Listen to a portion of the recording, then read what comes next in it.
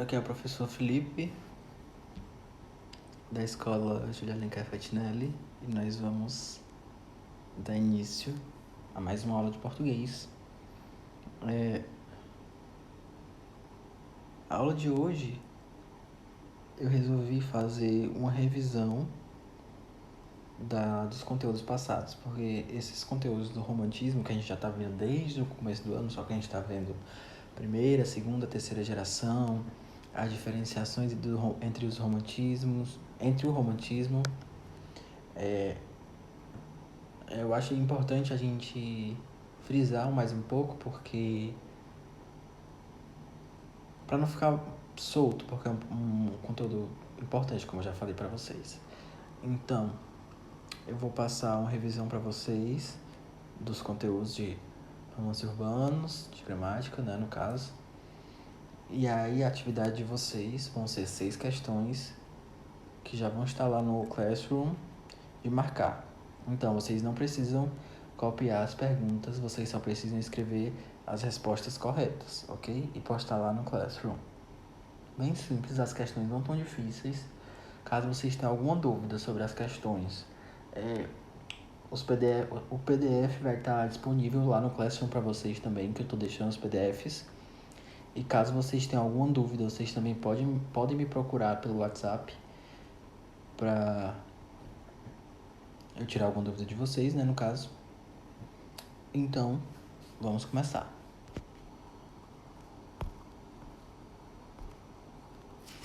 Deixa eu só ver aqui uma coisa. Certo. Como eu disse para vocês, é uma revisão. Então, vamos começar pelo romance urbano. E a gente já viu sobre isso. Mas só para deixar claro. Romance urbano ou de costumes, como também é conhecido, caracteriza-se pela descrição das paixões, dos interesses e do comportamento dos membros da elite carioca brasileira no início do século XIX. Por que a elite carioca brasileira? Porque aqui a gente está falando do romance no Brasil, do romance urbano no Brasil, então tem que ser daqui de algum estado do Brasil. E por que o Rio de Janeiro? Porque o Rio de Janeiro, naquela época, no século XIX, era a fonte do Brasil, era o centro do Brasil, digamos assim. Tudo acontecia. Questão cultural, questão envolvidas com dinheiro, com negócios, tudo por lá. Então, por isso que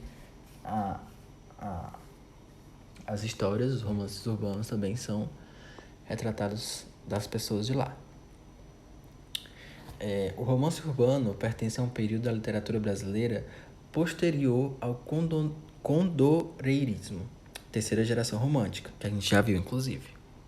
E anterior ao romance indianista, que a gente também já viu, José de Alencar, Iracema, e por aí vai. Esse romance urbano, pelo próprio nome, você já sabe que é um romance que se passa na parte urbana, na cidade, né, no caso. Diferente do romance indianista, não traz o índio como personagem principal, traz a alta burguesia, as pessoas mais ricas da sociedade do Rio de Janeiro como personagens principais, como os personagens das tramas das histórias.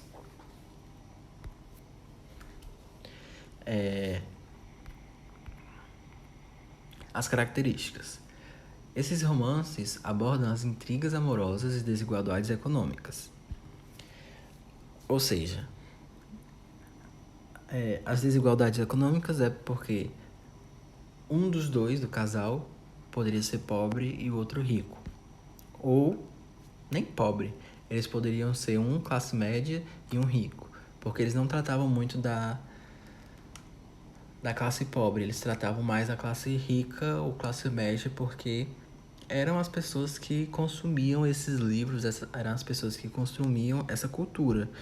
Porque as pessoas pobres de classe média baixa não tinham acesso a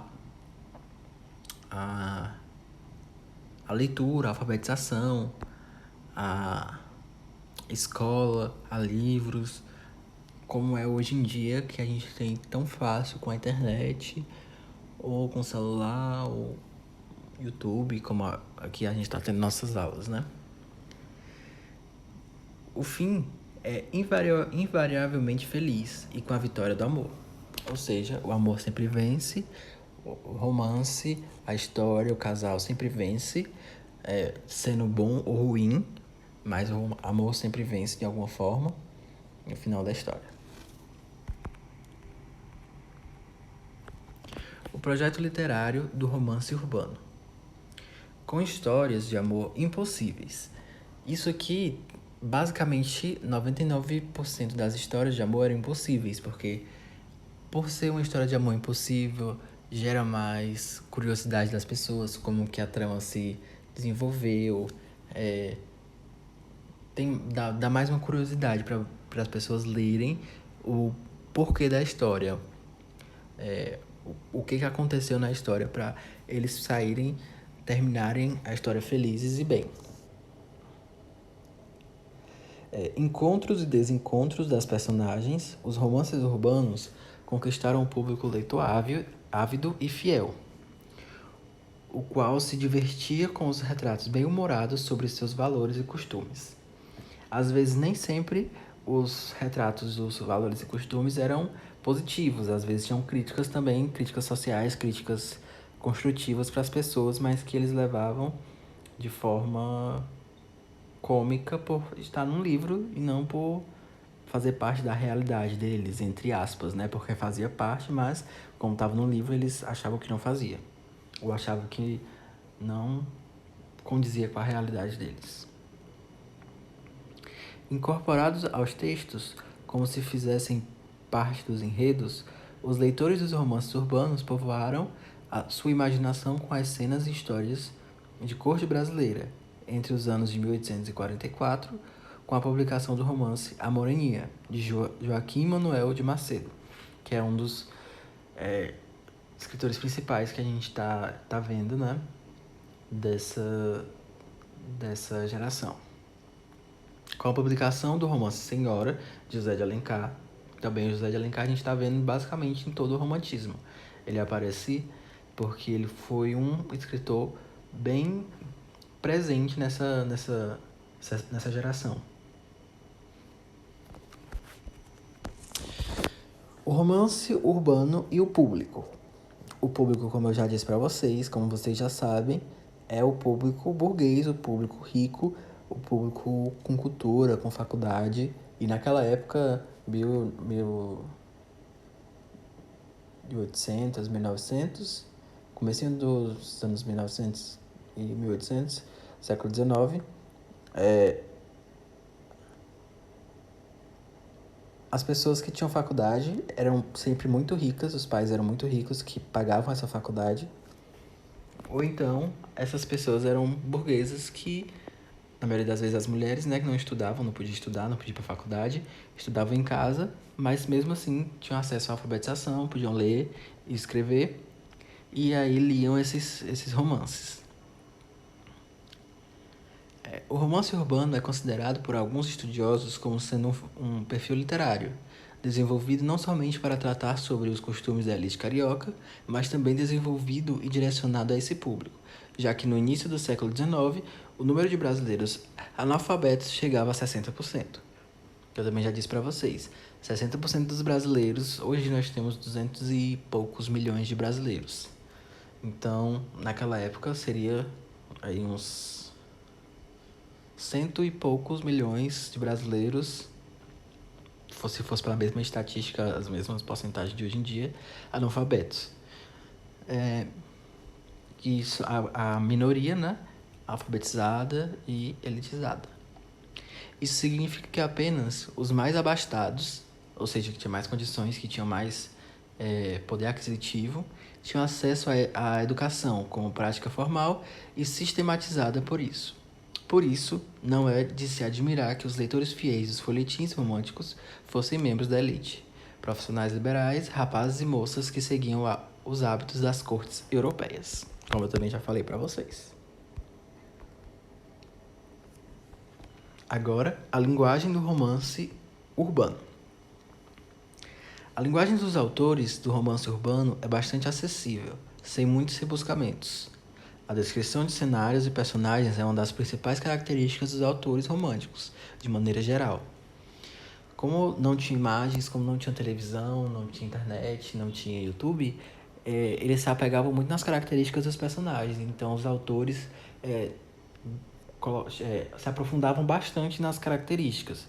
Altura, tamanho, peso, cor do cabelo, cor dos olhos, cor da pele, como a pessoa se vestia, se a pessoa tinha alguma deficiência, se a pessoa era impulsiva, se a pessoa era bruta, se a pessoa era carinhosa e por aí vai. Além disso, o diálogo estabelecido entre narrador e leitores fez com que estes se sentissem como um amigo ou parente das personagens e, consequentemente, confidentes. Porque eram poucas pessoas, né, que tinham acesso a isso, então, a maioria das vezes eram amigos de familiares que estavam escrevendo as histórias, faziam... Às vezes, os escritores mesmo pegavam histórias de pessoas da alta burguesia para contar essas histórias, então as pessoas se viam muito naquelas histórias, se ficavam muito próximas às histórias. Essa estratégia discursiva possibilitou a discussão e a difusão de comportamentos e valores sociais. Aquela foi a parte de literatura, né? Agora nós vamos para a parte de gramática, a revisão que a gente também já viu, bem simples, pronomes pessoais. Os pronomes pessoais referem-se às pessoas do discurso, ou seja, primeira, segunda e terceira pessoa, do singular e do plural, aos agentes envolvidos no enunciado, podendo ser primeira, segunda e terceira pessoa, do singular ou do plural, são elas, que eu já estava falando para vocês, né? Primeira pessoa do singular, eu, e do plural, nós. Segunda pessoa do singular, tu. Segunda pessoa do plural, vós. Terceira pessoa do singular, ele e ela. E terceira pessoa do plural, eles, elas. A terceira pessoa também engloba tudo que não é um ser vivo. No enunciado, aquela cadeira é vermelha. O verbo está conjugado na terceira pessoa, ainda que cadeira não seja um ser propriamente dito. Uma pessoa, no caso, que tenha pensamentos, digamos assim. É um ser não pensante, mas que mesmo assim se enquadra na terceira pessoa do plural e do singular. Aqui alguns dos pronomes pessoais, singular e plural, primeira, segunda e terceira pessoa, que eu também já estava falando para vocês. O reto e o oblíquo. E aí aqui tem eu, tu, ele, ela, nós, vós, eles, elas. Que vocês já conhecem, né? Quando vocês vão conjugar os verbos. Vocês já veem isso desde a segunda série, desde a primeira série. E o átono sem preposição, mi, ti, li, o, a, si, nós, vós, li, os, as, si. E o tônico com preposição mim, comigo, ti, contigo, ele, ela, si, consigo, nós, conosco, vós, conosco, eles, elas, si, consigo. Bem simples, acho que não tem nenhuma dúvida sobre isso, porque vocês já viram isso várias vezes e a gente está fazendo uma revisão. A atividade de vocês é sobre isso. Então, caso vocês tenham alguma dúvida, vocês podem voltar aqui no slide ou no vídeo para poder ver sobre isso. E agora os pronomes possessivos, que pelo próprio nome você já dá para saber o que é um pronome possessivo, né? Que tem ideia de posse. São aqueles que se referem às pessoas do discurso, indicando ideias de posse, como eu acabei de falar. E aqui tem uma tabela também dizendo número, que é singular e plural, pessoa, primeira, segunda e terceira do singular e do plural, e os pronomes possessivos, meu, minha, meus, minhas, na primeira pessoa do singular. E na primeira pessoa do plural também. Teu, tua, teus, tuas, seus, suas, nosso, nossa, nossos, nossas, vosso, vossa, vossos, vossas, seus, sua, seus, suas. Pronto. Bem simples. Eu acho que deu para vocês fazerem uma revisão mental aí, junto comigo. E vocês vão conseguir responder essas 6 questões com tranquilidade. Mas caso vocês não consigam responder, como eu já disse umas 3 vezes já, mas o slide vai estar no Classroom, lá no linkzinho. O link desse vídeo também vai estar lá, caso você queira ver de novo.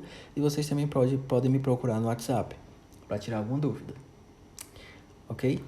Então, as aulas vão ser quinzenais, né? Então, tá tendo vídeo hoje, dia 7/9.